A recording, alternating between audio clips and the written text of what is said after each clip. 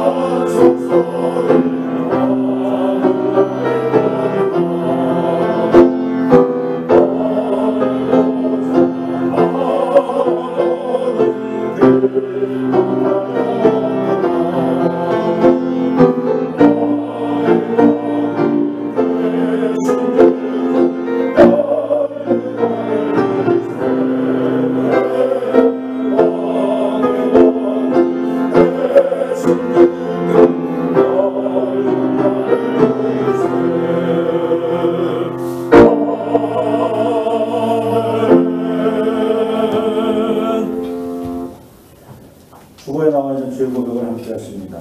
주님께서 조롱당하며 책망을 주실 때 우리도 거기서서 주님을 조롱하고 채찍질하려 했습니다. 주님께서 무거운 십자가 지고 울부짖는 도로 오시다 쓰러졌을 때도 바로 그 옆에서 주님을 모르는 척하며 우리가 서 있었습니다. 우리의 불충함을 용서하여 주옵소서. 더구나 주님의 손과 발에 뻗기를 하면서도 이것은 우리의 일이고 먹고 살기 위해서 어쩔 수 없었다고 변명하는 우리의 어리석음과 우리의 죄를 용서하여 주옵소서. 이제 우리의 영혼을 새롭게 하셔서 주님께서 지신 십자가를 우리도 지게 하옵시고 주님 걸어가신 그 길을 우리도 걸어가게 하옵소서. 우리 주 예수 그리스도 이름으로 기도드립니다. 아멘. 하나님께서 우리에게 주신 용서의 말씀입니다. 누가 능히 하나님께서 택하신 자들을 고발하리요 의롭다 하신 이는 하나님이시니 누가 정죄하리요. 죽으실 뿐 아니라 다시 살아나신 이는 그리스도 예수시니 그는 하나님 우편에 계신 자요 우리를 위하여 간구하시는 자신이라. 아멘.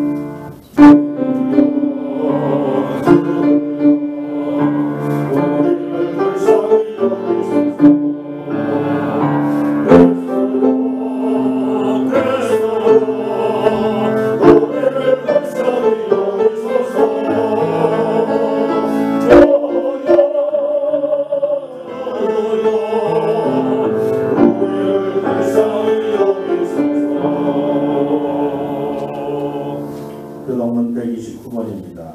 이에 예수께서 제자들에게 이르시되 누구든지 나를 따라 오려거든 자기를 부인하고 자기 십자가를 지고 나를 따를 것이니라. 이를 위하여 너희가 부르심을 받았으니 그리스도도 너희를 위하여 고난을 받으사 너희에게 은권을 끼쳐 그 사실을 따르게 하려 하셨느니라. 그는 죄를 범하지 아니하시고 그의 입에 거짓도 없으시며 욕을 당하시되 맞대어 욕하지 아니하시고 고난을 당하시되 유혹하지 아니하시고 오직 공의로 심판하실 이에게 부탁하시며 친히 그 나무에 달려 그 몸으로 우리 죄를 담당하셨으니 이는 우리로 죄에 대하여 죽고 의에 대하여 살게 하려 하시니라.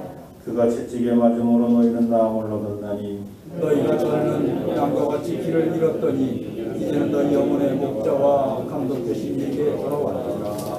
아멘. 사도신경으로 신앙 고백하십니다. 건너마사 천지를 만드신 하나님 아버지를 외면하사오며 그를 위하여 우리 예수 그리스도를 믿사오니 이는 성령을 인하사 동정하여 행하시고 우리 어린아들에게 고난을 받으사 십자가에 못 박혀 죽으시고 장사한 4일 만에 죽은 자 가운데서 다시 살아나시며 하늘로서 전능하신 하나님 편안히 계시다가 저로서 산 자와 죽은 자를 심판하러 오시다. 성령을 믿사오며 거룩한 공의와 성부가 서로 교통하는 것과 죄를 사하여 주시는 것과 공의를 사는 것과 영원히 사는 것을 믿사옵나이다. 아멘.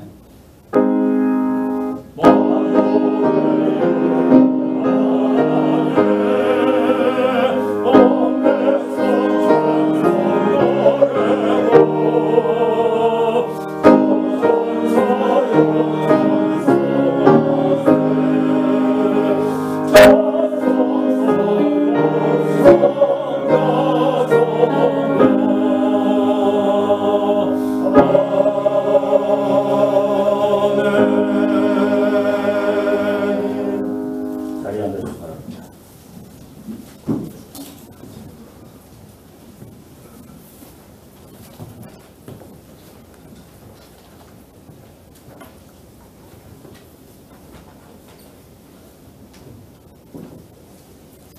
기도드리겠습니다. 오늘 귀한 날 주시고 주의 날을 구별하게 하시어 주님께 찬양과 경배로 예배드릴 수 있게 하심을 감사하게 드립니다. 나의 입술을 열어 주님을 찬양하게 하시니 주 영광 받기를 원합니다. 세상에 나아가 승리하라 말씀하셨지만 빛과 소금으로 살아가지 못함을 고백합니다. 세상에서 주님의 자녀로 당당히 설 수 있도록 도와주시옵소서.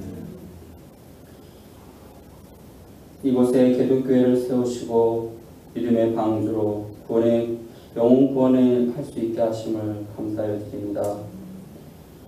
너희 염려를 다 주께 맡기라. 이는 그가 너희를 돌보심이라 하셨으니 저희가 코로나19로 많은 사람들이 고통과 시련에 빠져 있습니다.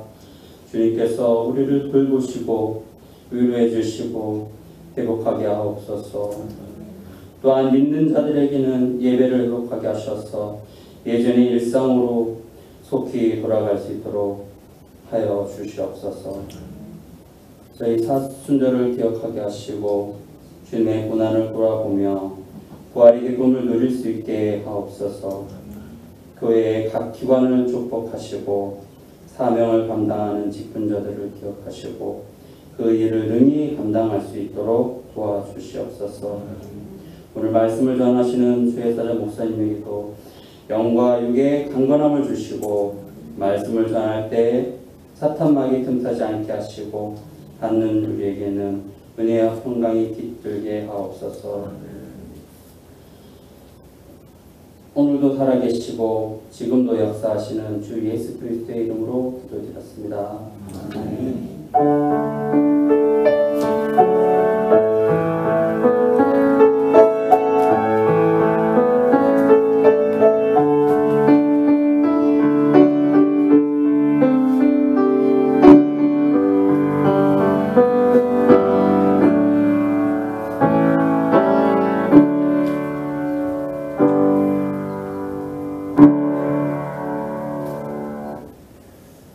오늘 야수 우리에게 주시는 하나님 말씀입니다. 빌립보서 2장 5절로 11절 신약성경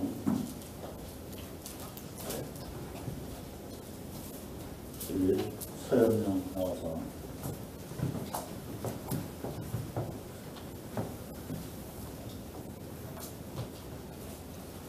하나님께서 주신 말씀은 빌립보서 2장 5절에서 11절입니다. 너희 안에 이 마음을 품으라.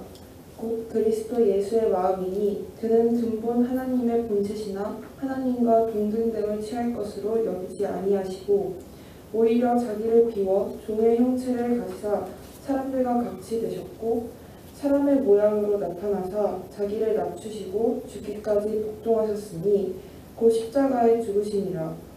이러므로 하나님이 그를 지극히 높여 모든 이름 위에 뛰어난 이름을 주사 하늘에 있는 자들과 땅에 있는 자들과 땅 아래에 있는 자들로 모든 무릎을 예수의 이름에 꿇게 하시고 모든 입으로 예수 그리스도를 주라 시인하여 하나님 아버지께 영광을 돌리게 하셨느니라. 아멘. 이 시간은 우리가 함께 찬양합니다. 546장입니다.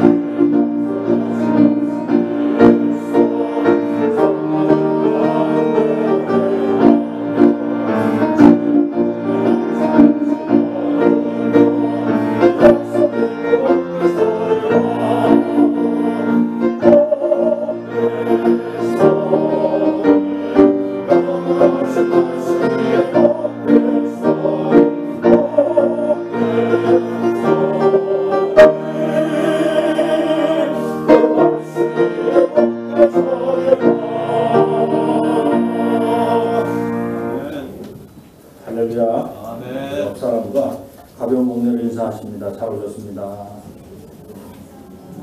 잘 오셨습니다. 테아르 샤르댕의 인간 현상, 제이 브로노브스키의 인간 긍정의 발자취, 리차드 리키의 오리진, 한나 아렌트의 인간의 조건, 유발 하라리의 호모 사피엔스 등등 인류의 기원과 인간 다음이 무엇인가를 연구하는 학자들이 찾고자 했던 것은 무엇이었을까? 인간을 다른 자연 생물과 분리하여 인간이라고 부르는 이유는 무엇인가? 인간은 왜 그 많은 정치 이념과 경제 질서나 혹은 사회의 체계와 문화와 종교를 만들어내는가? 그 이유를 저는 인간의 자유와 평등을 담보하기 위함이라고 생각합니다. 인류 치연과 역사를 논의하며 자유와 평등을 뺀다면 그것은 역사가 아니라 단순한 시간의 집약일 것입니다.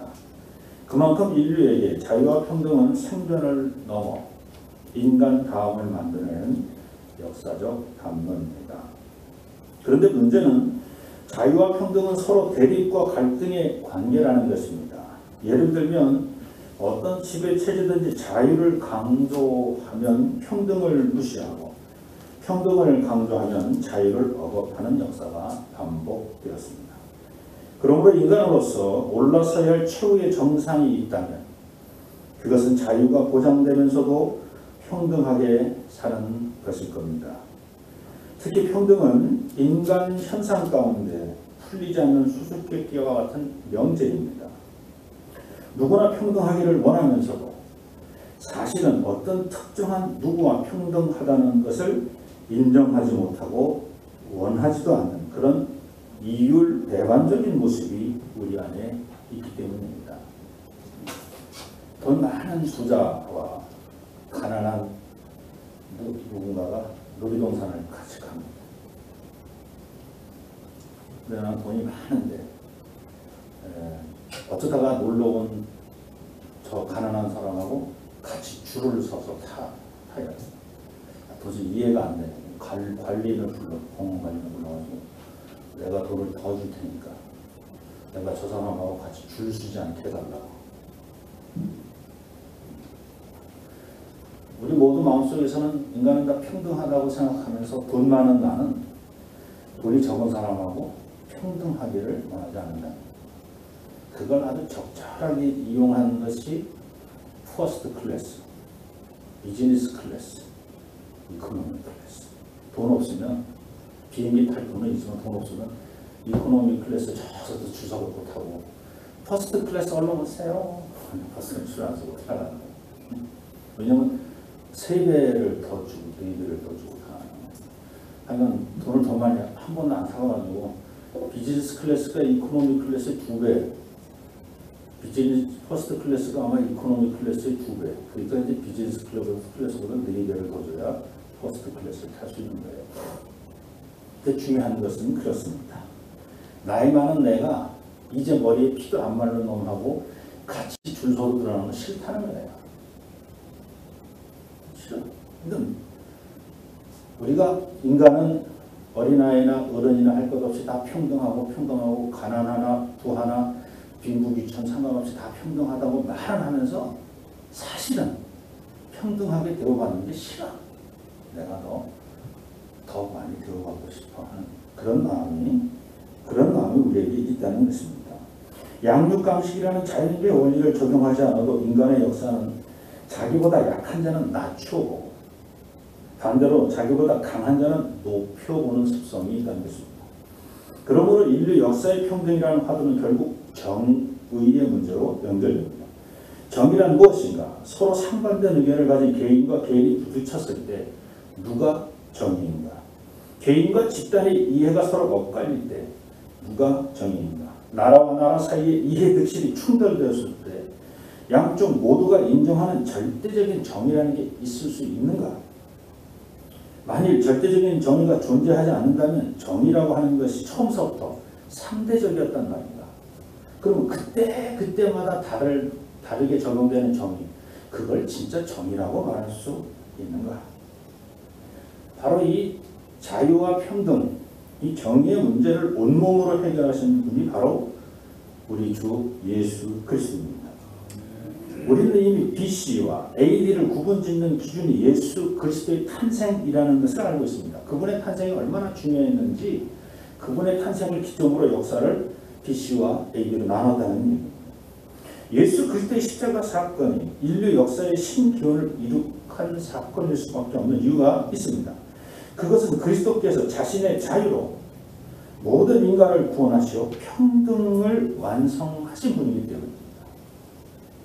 예수 그리스도의 성육의 사건, 십자가 사건, 부활의 사건, 이 모든 것은 어느 특정한 사람만을 위한 사건이 아닙니다. 예수 그리스도께서 이 땅에 육신으로 오셔서 성탄하셨을 때 나는 너만을 위해서 성탄한 거야. 내가 인카네이션, 내가 성육한 이유는 너만을 위해서.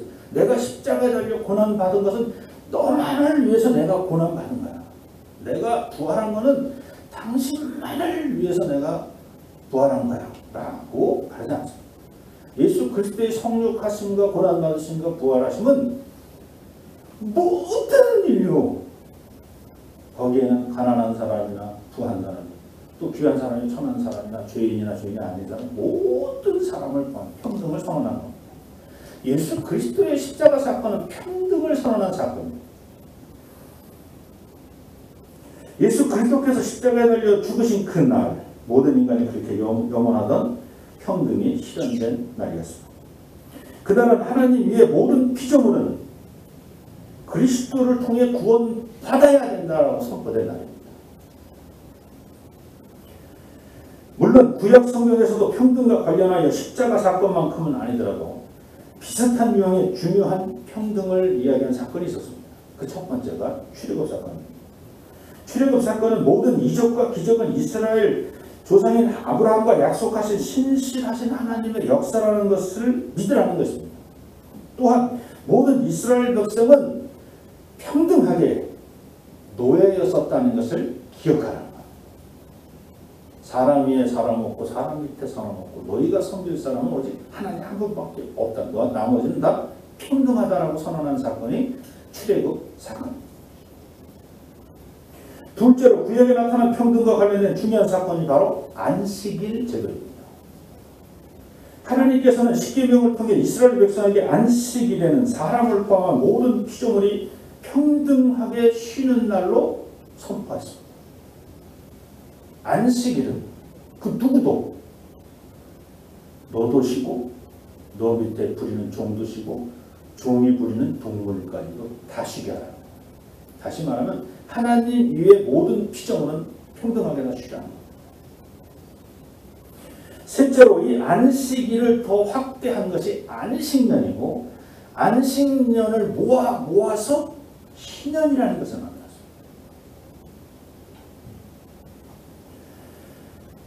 안식년이 평등의 날이요, 평등의 해요. 또 희년은 그 안식년에 7번 더한 그리고 나서 다음에 50년째 되는 해가 바로 희년이라는 것입니다. 이 희년은 기쁨의 날, 말 그대로 기쁠 희자야. 기쁨의 날. 뭐가 기쁘냐면 내가 빚을 많이 졌는데 그 빚이 완전히 탕감되는 해. 그리고 빚지기 전의 상태로 내가 돌아가는 해가 희년이에요. 근데 여러분 요걸 이렇게만 생각하지 마시고 내가 50년 동안 열심히 모았어. 내가 빚을 진 게 아니라 빚을 줘가면서 내가 받을 게 너무 많아. 얼마나 열심히 해서 50년 했어. 그럼 희년이 되면 어떻게 돼요? 내가 부자 된 것을 다 내어놓는 해가 희년이야. 내가 부자 된 걸 다 내려놔야 나한테 빚진 사람이 갚아줄까 이 사람이. 근데 우리는 희년 그러면 내가 빚진 것을 탕감받는 해라고만 생각해. 내가 빚진 걸 탕감받는 게 아니라 내가 많은 것을 가졌다면 그 많은 것을 내려놓는 해가 희년. 오늘 자본주의 정신에 찌들어 사는 우리 중에 과연 누가 이 안식일의 정신을, 이 안식년의 정신을, 아니 이 희년의 정신을 받아들여서 인간은 본래 평등해. 우리 평등하게 살아. 그러면서 다 자기를 내어주며 살아갈 사람이 누가 있냐는 거예요. 이 어려운 일을 우리 주님 예수 그리스도께서 온몸으로 이루어내셨던 사건이 바로 십자가 사건입니다. 예수께서 십자가 달려 죽기까지 순종하여 하나님의 뜻을 이루어 모든 인간에게 죄와 죽음에서 자유함과 평등함을 선물로 주신 것입니다. 이제 오늘 본문의 말씀을 들어갑니다. 5절입니다. 너희 안에 이 마음을 품으라. 곧 그리스도 예수의 마음. 먼저 예수가 그리스도이고 그리스도는 오직 나사렛 예수라는 사실을 믿는 믿음이 있어야 됩니다. 그리고 나서 우리 마음에 품어야 할 그리스도 예수의 마음이 뭔지 이 마음을 품으라. 그리스도 예수의 마음. 그 예수의 마음이 무엇이냐? 우리에게 자유를 주시고 평등하게 하시려고 하는 그 십자가의 정신이 그게 뭐냐? 6절입니다. 그는 근본 하나님의 본체시나 하나님과 동등됨을 취할 것으로 여기지 아니하시고. 이 말씀을 대할 때마다 예수님께 너무나 감사하고 또 죄송스러운 마음이 듭니다. 그리스도는 예수, 우리의 죄를 용서하고 우리를 죽음의 권세로부터 구원하기 위해 오시되 영광 받으실 주인공으로 오신 것이 아니라는 것입니다. 하나님의 본체이시기에 영광 받기에 합당하신 분임에 틀림없었으나 그리스도 예수는 하나님과 동등함을 취하지 아니하시고 사람의 몸을 입고 이 땅에 오셨다는 겁니다. 7절입니다. 오히려 자기를 비워 종의 형체를 가지사 사람들과 같이 되셨고 창조주 하나님께서 스스로 피조물이 되어 이 땅에 오셨습니다. 이는 사람이 개미로 변화되는 정도가 아닙니다. 사람과 개미는 똑같은 피조물이기 때문에 도찐개찐입니다. 창조주 하나님이 피조물이 되셨다는 것은 사람이 개미로 변하셨다는 것하고는 차원이 다른 또 다른 이야기입니다. 조물주가 피조물이 된 역사는 그리스도 예수의 탄생이 유일한 사건입니다. 8절입니다. 사람의 모양으로 나타나서 자기를 낮추시고 죽기까지 복종하셨으니 그 십자가에 죽으십니다. 그리스도 예수의 위대함은 하나님의 본체이시만 하나님과 동등됨을 취할 것으로 여기지 않고 인간의 모습으로 성류, 탄생, 성탄하시고 인카네이션 하셨다는 그것만이 위대한 게 아니라 사람의 모습으로 와놓고도 사람 중에서도 더 가장 낮고 낮은 천한 자의 모습으로 사시고 십자가에 달려 죽기까지 순종하시며 그렇게 사셨다는 게 더 대단하다는 겁니다. 예수 그리스도의 성육의 사건은 하나 조물주가 피조물이 된 사건 여기서 멈추는 것이 아니라 피조물 중에서 가장 낮은 자의 모습으로 사셨다는 겁니다. 이는 선한 사마리아인의 비유가 오늘까지 우리에게 강력한 메시지를 주는 것과 같습니다. 유대인들이 볼 때 신앙적으로 순수하지 못한 그래서 개만도 못한 사람으로 취급하던 사마리아인이 어떻게 유대인의 이웃이 되는지 설명하고 있기 때문입니다. 사마리아인 입장에서도 완고하고 몰상식한 유대인들에게 조금도 자비를 베풀 마음이 없었을 것입니다. 그런데도 예수의 비유에서 사마리아인은 아주 몰지각한 아주 그냥 자기만 아는 아주 고집 센 유대인들에게 자비를 베푸는 자로 사마리아인을 등장시킵니다. 여기서 우리는 자비를 베푸는 사마리아인의 마음을 눈여겨봐야 합니다. 그 마음에 무엇을 품었기에 원수 같은 유대인에게 자비를 베풀고 있을까? 바로 예수 그리스도와 같은 마음입니다. 자신들도 유대인과 같은 조상을 둔 같은 민족이지만 동등함을 취하지 않고 오히려 자기를 비운 종의 형체를 가졌기 때문에 강도 만나 거반 죽게 된 유대인에게 자비를 베풀 수 있었던 것입니다. 지금 사마리아 사람은 강도 만나 거반 죽게 된 그 사람보다 자기 자신을 낮은 자의 자리에 앉게 만든 것입니다. 만약에 사마리아인 내가 강도 만나 거반 죽게 된 저 사람을 저런 썩을 놈들, 썩을 놈은 저거 죽어만다. 저런 못된 놈 이렇게 생각했으면 그냥 지나갔을 거야. 여러분 자동차 타고 운전하고 가다가 고속도로에서 사고 났어. 아이고 사고 났네. 그럼 그냥 지나가지. 내려가지고 그것도 누구야, 왜 무슨 사고 났으니까 확인하다가 했어. 근데 사고가 났는데 이렇게 지나가려고 했는데 아빠 보니까 어디서 많이 보던 옷이야. 내가 생일날 아버지 생일날 선물해주는 내가 사드리는 옷 입고 있는 거야. 지나가. 그래서 딱 보니까 그냥 아버지 어머니 하고 차에서 내리는 거야. 지금 이 사마리아인이 강도 만나 거반 죽게 된 사람을 돕게 되는 그 마음이요. 이 자기하고 동등함을 취해서 지금 내 친구인가 누군가 이런 정도 수준이 아니라 자기보다 지금 사고난 사람이, 감동받는 사람이 자기보다 높은 사람이라고 여기니까 지금 발벗고 나서 돕는 거예요. 자기보다 높은 사람은 아니더라도 지금 자기가 감동받는 거반 죽게 되고 정신이 하나도 없고 이 사람이 나중에 정신이 들어도 나에게 감사할지 안 할지도 모르지만 자기가 이 사람보다 더 낮춰. 그래서 이 사람을 살려야 되겠다라고 하는 마음을 가진 그 마음. 그 마음이 있었으니까 이 강도 만난 사람을 도운 거예요.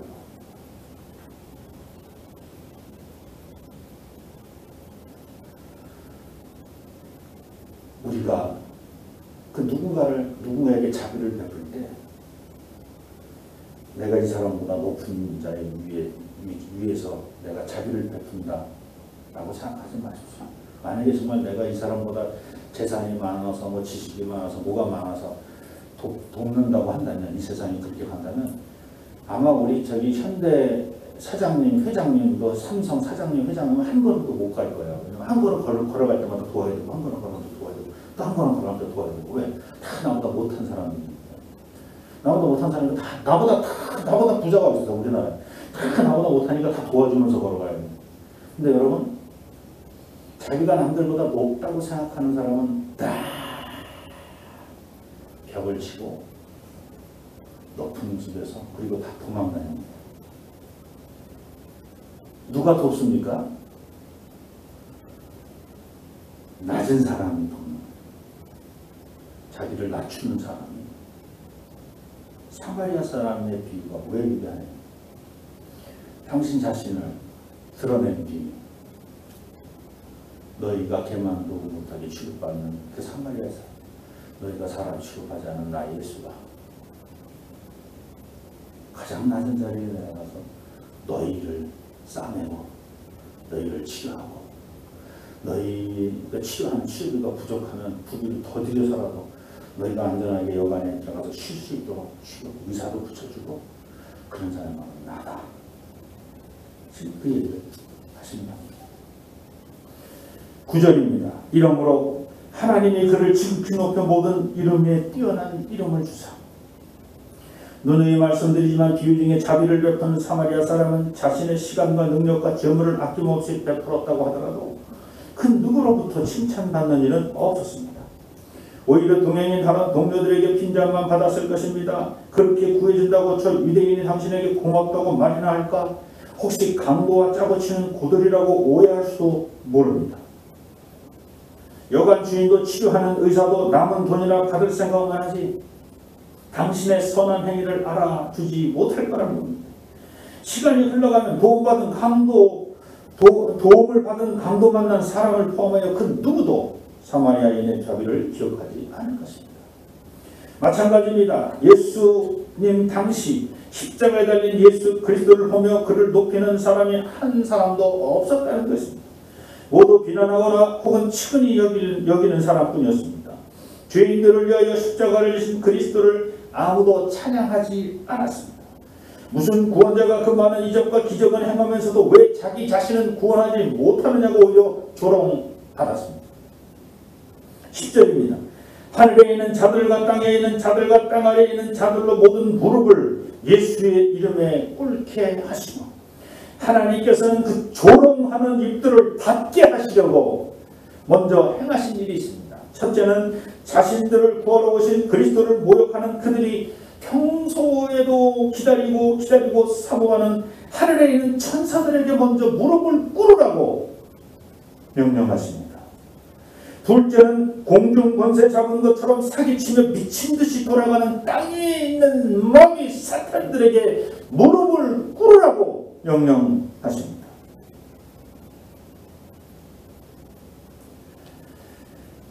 마지막 세 번째는 땅 위에 사는 그들이 가장 두려워하고 가장 가기 싫어하는 그 죽음의 권세 아래에 있는 지옥문 안에 들어있는 그 모든 사람들을 일으켜 세워서 그들로 하여금 무릎을 꿇게 만드십니다. 하늘에 있는 자들과 땅에 있는 자들과 땅 아래에 있는 자들로 모두 무릎을 예수의 이름에 꿇게 하셨다는 것입니다. 천사와 마귀와 죽음의 권세 아래 있는 자들이 예수 그리스도에게 무릎 꿇는 모습을 상상해 보시기 바랍니다. 자기들은 지금 예수 그리스도를 별 볼일 없는 사람으로 취급하고 있고 심지어 죄인 중에 상죄인으로 취급하여 십자가에 달아 그의 손발에 못질하고 있는데 하늘에는 천사와 공중 권세 잡은 그 마귀들, 심지어 우리보다 먼저 하나님을 믿다가 죽음의 권세 아래 지금 놓여있는 그 사람들이 일어나서 하나님께 예수 그리스도의 이름으로 무릎을 꿇고 있다는 것입니다. 오늘은 고난주의이기도 하고 종려주의이기도 합니다. 종려주의라는 어린 나귀를 타고 들어가시는 예수를 향해서 종려나무 가지, 지금 어린아이들 이제 종려나무 가지 흔들고 당나귀 지금 하고 있을 거예요. 호산나 다윗의 자손이요 호산나 다윗 막 그러니까 주변의 사람들이 잠잠해라 조용히 해라.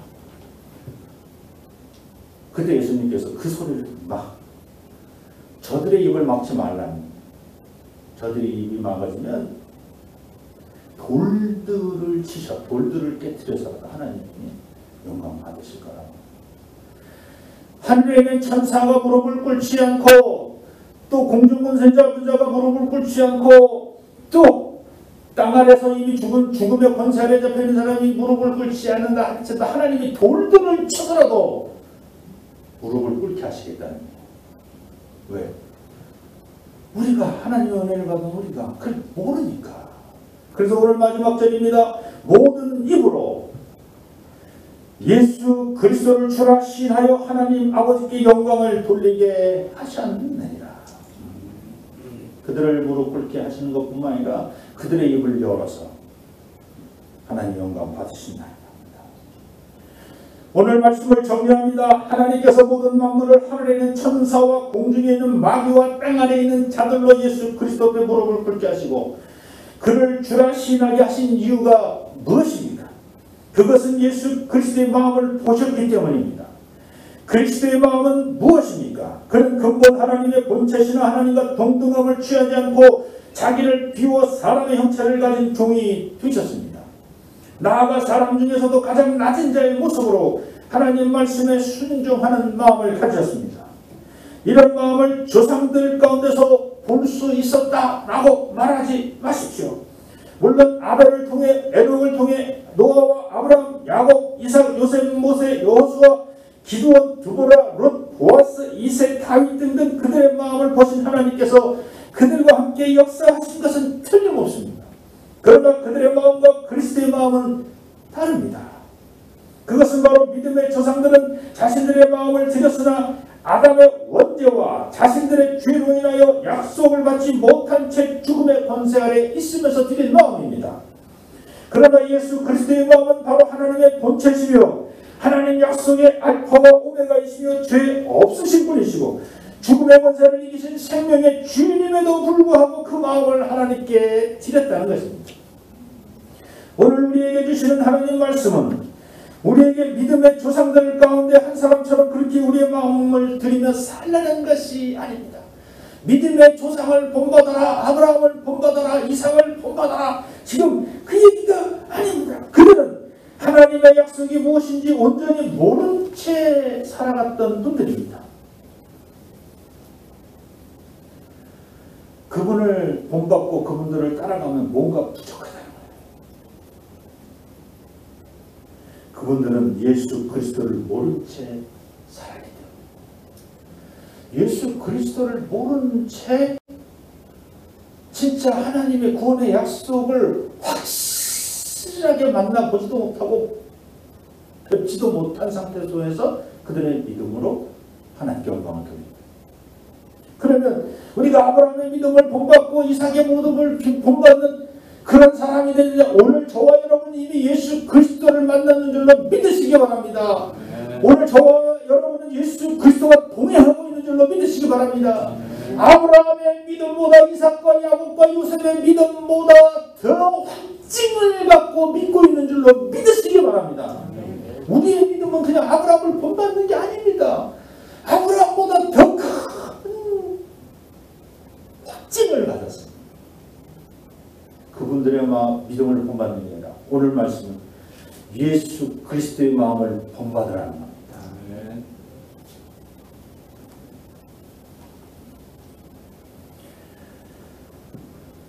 우리는 이미 그리스도를 보고 듣고 알아서 믿음의 조상들과는 다른 조건 속에 살고 있습니다.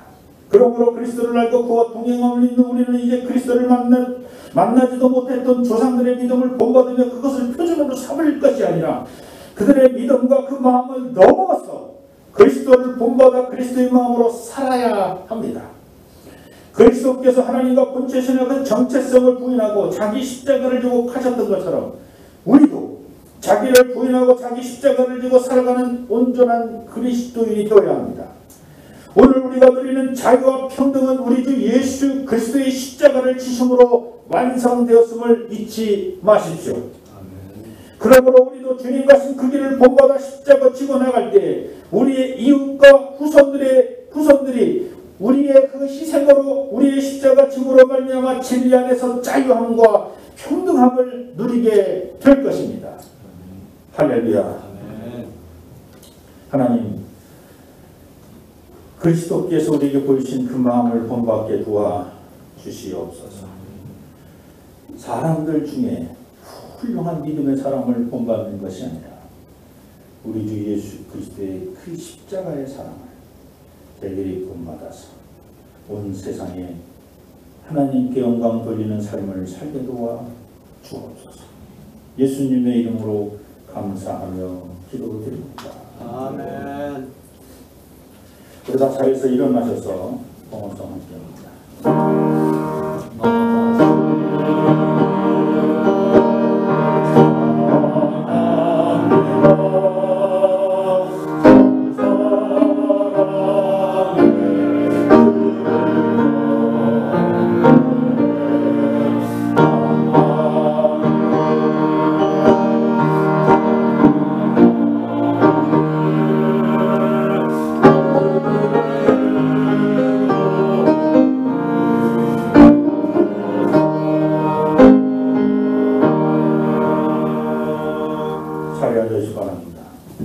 하나님 고맙습니다. 하나님 감사합니다. 빛으로 소금으로 부서지고 녹아지는 삶을 살아가는 우리 개동의 모든 성도님들 되게 도와주옵소서. 오늘도 주 앞에 달려나와 신령과 진정으로 예배드립니다. 빈소로 나오지 아니하고 또 귀한 예물을 주 앞에 드립니다. 바친 손길 기억하여 주옵소서.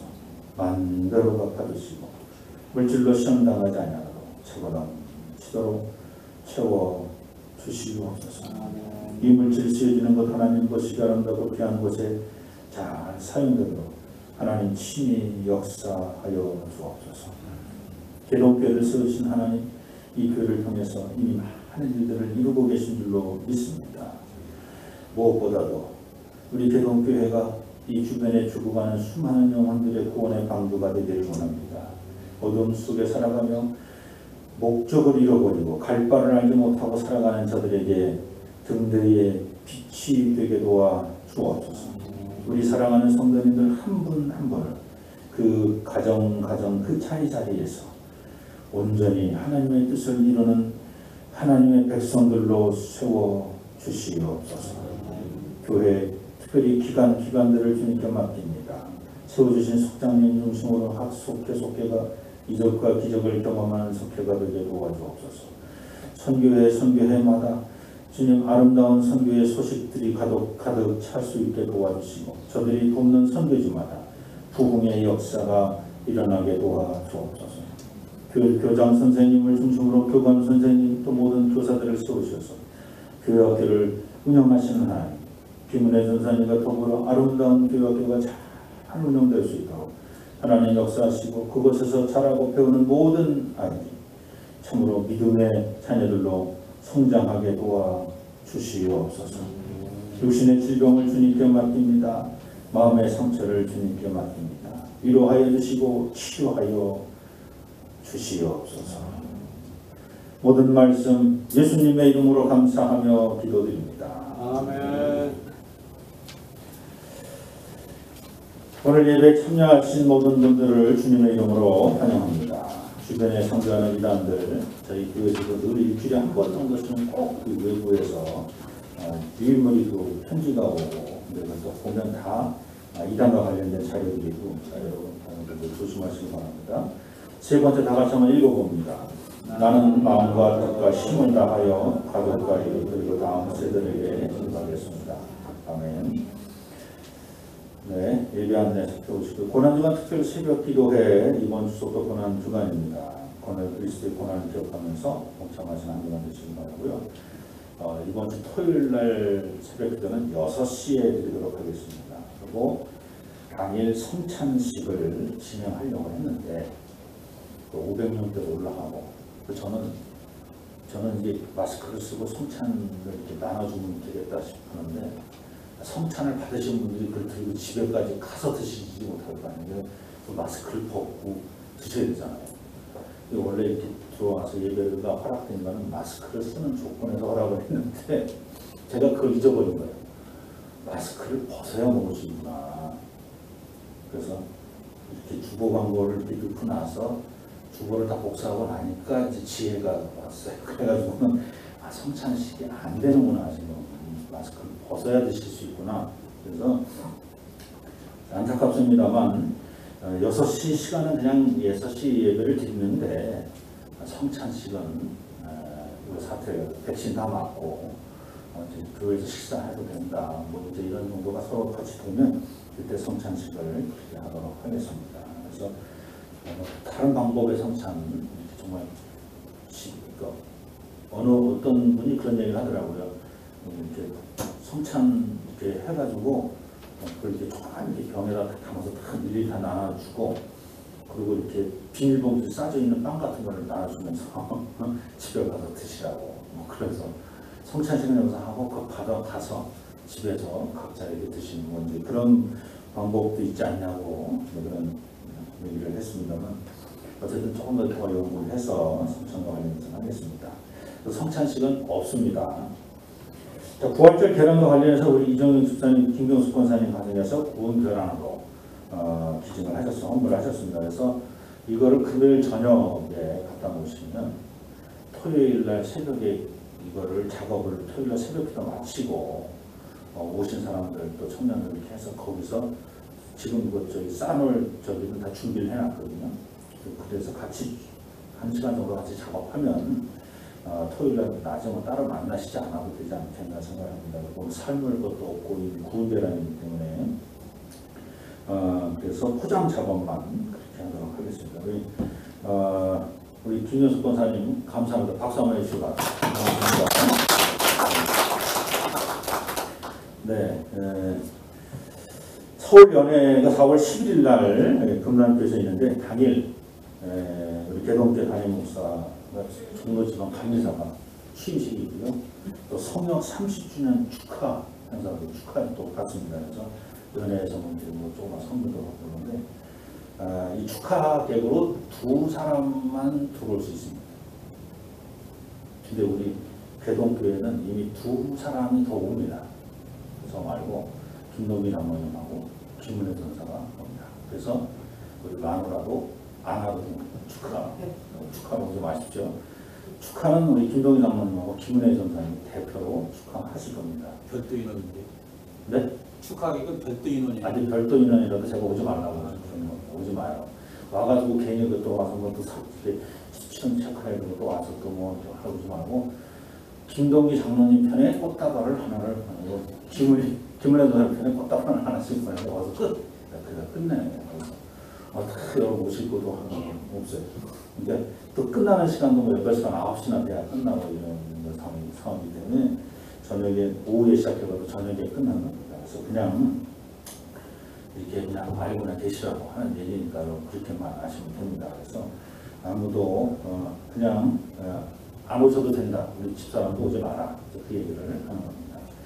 그 안에서 정리할 겁니다. 그래서 제가 벌써 이렇게 30주년이라는 거는 설이 1년을 빼고 30년이니까 벌써 이렇게 31년 중회원이 되고 만 30년이 지났다는 얘기입니다. 그래서 참 감회가 제 자신으로서는 좀 새롭고 30년쯤 하니까 성경이 읽혀지기 시작했다 이렇게 생각이 드는 겁니다. 그동안에는 성경을 어떻게 읽고 살았는지 몰랐어요.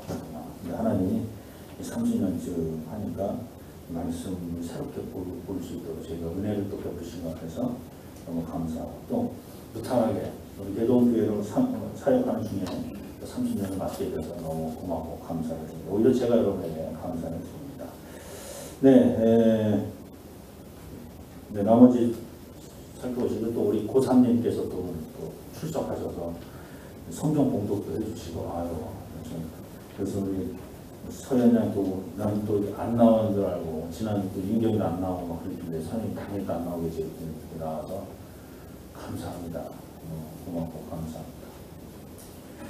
네, 또 다른 광고 있으십니까? 네, 없으시면 다 자리에서 일어나셔서 이제 3월달 마지막 찬송입니다. 십자가 그 사랑. 다음 달에 또 다른 찬송으로 바꿀 텐데 오늘 또 마지막으로 가사를 의미하시면서 이제 찬양.